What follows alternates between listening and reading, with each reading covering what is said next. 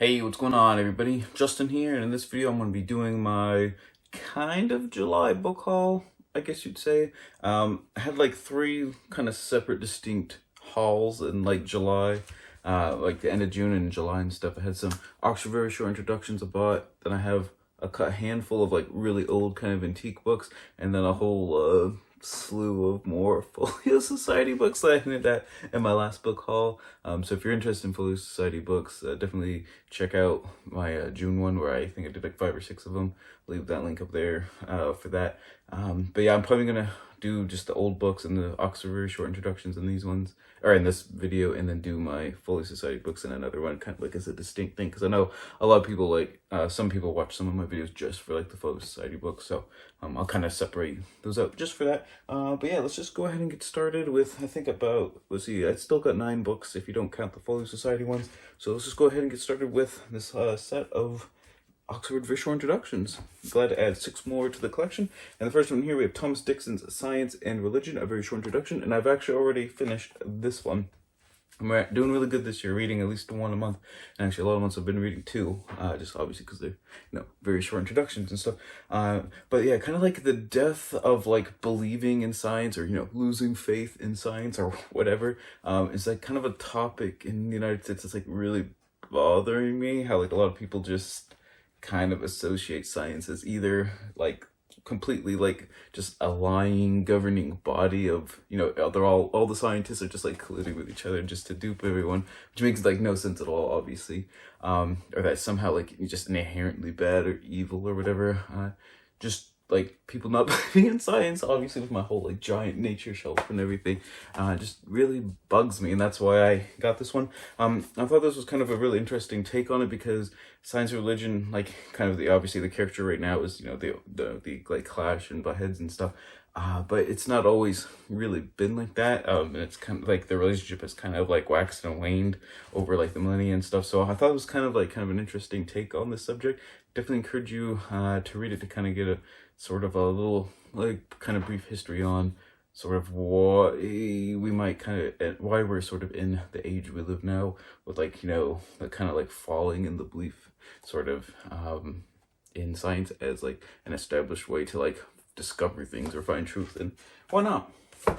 All right, next up I bought 2 pairs, I guess a pair of books on the whim, and we have Julian Baggini's Atheism and Richard Bauckham's Jesus, both of them very short introductions. And I kind of just got them because I got the science and religion one, so I was like, no, I might as well just like get a couple more that are kind of like in this same field. What I like about these books, obviously I haven't read these ones yet, but these books kind of take whatever topic they have, and there's always kind of like this, the traditional standard way you might like present something, kind of just give like sort of the chronology and history of whatever that topic is. But oftentimes, especially with more, even with historical subjects, but especially with kind of like scientific or kind of like just other topics that aren't, really historical per se. Like atheism isn't like, a history topic per se, it's more like a philosophy type thing.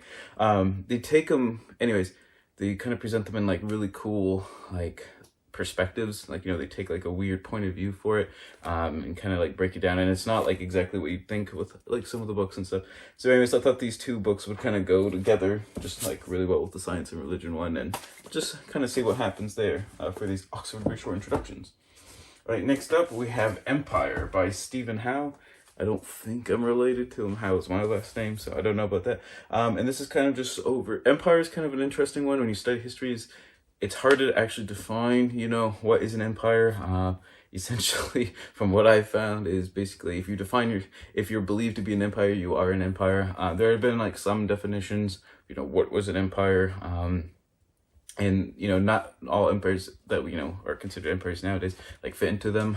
For example, like empires are like large, or they cover multiple territories of different ethnic groups and stuff. But you have like the Athenian Empire, which really, in all things considered, is really tiny and pretty much primarily just consisted of other Greeks and stuff. There's, anytime you have like a definition of an empire, you pretty much have like counter examples and stuff. So it's kind of, I think this one's going to be kind of an interesting take on just sort of how the concept of empire or imperium has sort of evolved over time. Just sort of really interesting to me, and that's why I got that.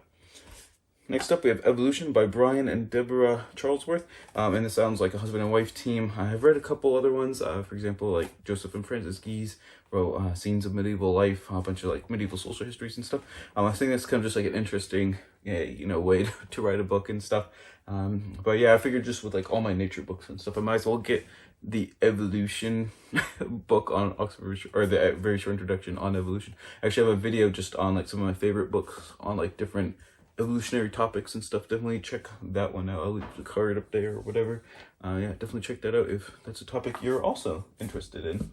And lastly is the one I'm starting right now, as of like earlier today, and it's Aristotle by Jonathan Barnes. I'm really loving it already. This one's kind of different in that he has 20 chapters in this like little tiny book, and it looks like he's just doing like little brief vignettes on like all of Aristotle's kind of like different topics that he wrote on. Which if you do know Aristotle, you know that's pretty much everything. I mean, just as an example, just going through it, we got zoology, logic, knowledge, reality, causes and changes, empiricism, psychology, the arts, teleology, philosophy, stuff like that. He wrote on almost anything you kind of name it. He probably has like some sort of chapters or some sort of books that he written on. I think only about 20 to 25% or something of Aristotle's works have like even survived to our time, which is a shame. But even that considered, like all the stuff we have is still like a ton.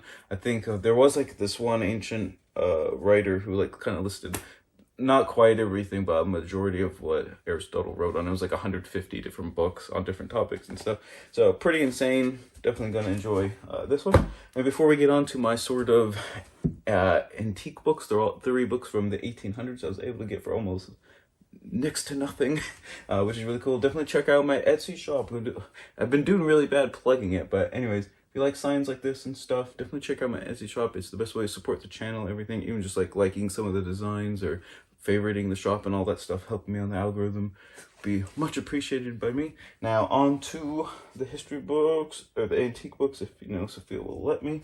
And the first one here is the Riverside Literature series, and this particular one is The Lady of the Lake by Sir Walter Scott, and it's 1892, right there, February 1892, and this was some sort of like quarterly, like, I guess not journal, just like, I guess every quarter you got like kind of like a book in this series. They got like Longfellow, what do we have? I don't even recognize half of these people. That's pretty sad. Let's see. Hawthorne, Abraham Lincoln, Ulysses. I don't know. How did they have Ulysses? Oh, apparently it's not Ulysses from like James Joyce. Never mind. It's from the Odyssey. Never mind. Wow. Can't you see I'm just like well versed in all this stuff. Some Shakespeare stuff, some Dickens stuff. Stuff like that. Tennyson. Anyways, I thought it was kind of neat. I'll probably give this one to my friend Tim. I've been like, every time I find like, it's kind of weird. Every time I find a lot of like antique stuff, I always seem to find Sir Walter Scott stuff. And he's, really big into like Arthuriana, Robin Hood, kind of Middle English, medieval stuff. And he really enjoys Sir Walter Scott. So probably end up giving that one to Tim. So if you're watching this, Tim, you can come get it if you want it. Next up, I thought this one was just kind of neat. It's Physiology of Marriage, which just sounds like it's a goofy title, but then you open it up, and I guess I should look into it because there's probably like some sort of story behind it. But The Physiology of Marriage by an old physician, but this one was printed in 1856, which I think is pretty cool. So it's 170 years old almost. But yeah, by an old physician. I don't know. There's like that's probably like a well-known person or like pseudonym or whatever, for somebody in the 1800s. But yeah, just reading some of the contents: errors of courtship, errors of education, premature marriage and its consequences, social errors and their punishment, the physical laws of marriage. Like there's so many like just like cringy stuff that I bet you it's probably hilarious just to actually kind of go through it and read it. And it's only like 200 pages or something like that with like really big margins and everything. But anyways, like I said, it's a 170-year-old book by an old physician, so I thought that was pretty cool just to pick up. And then the oldest book of the bunch, we have Pilgrim's Progress here. You can see it's a pretty old edition. I like kind of like the I don't know if you'll be able to see that. Maybe if I like, there's like kind of like the embossed like stamp of like a glowing book or something on the back. Oh, actually, it's on the cover. to you. I don't know if you'll be able to see that or not. And Pilgrim's Progress is by John Bunyan. And I want to say, I can't remember if it was written in the 1500s or 1600s. Originally, maybe it was 1700s. But it's like, it's like huge classic in like English literature and stuff. So like kind of a Christian religious allegory type thing and all that. Whatnot, obviously, with the title Pilgrim's Progress and things. I've actually never read it myself, but I want to say, what did I, 1847, which I think, I'm not quite sure if it's my oldest book, but I think it might be my second oldest book. I think I have one from the 1830s, but all three of these books are definitely going to go in my, I have like a whole shelf of like books from the 1800s or books that are over 100 years old or something like that. And this has a few pieces of artwork in it too as well. As you can see, portrait of Bunyan, and then also, Pilgrim on his progress and whatnot. So I thought that was pretty cool, getting all of these kind of a donation sale and things. Pretty cool. I'm really excited about it. I kind of like old books and just collecting books, obviously. But yeah, thank you so much for watching. If you made it this far into the channel, don't forget to like, comment, subscribe. Let's see, what am I gonna ask people to comment? What was your favorite book that you picked up in July? Obviously, it's the July book haul. You probably picked up books too in July, and let me know what your favorite one that either you have already read or you're planning on reading in the near future. Don't forget to comment, subscribe, all that kind of cool stuff. Check out Twitter, Instagram, Etsy shop, and always remember, whatever you're reading, read victoriously.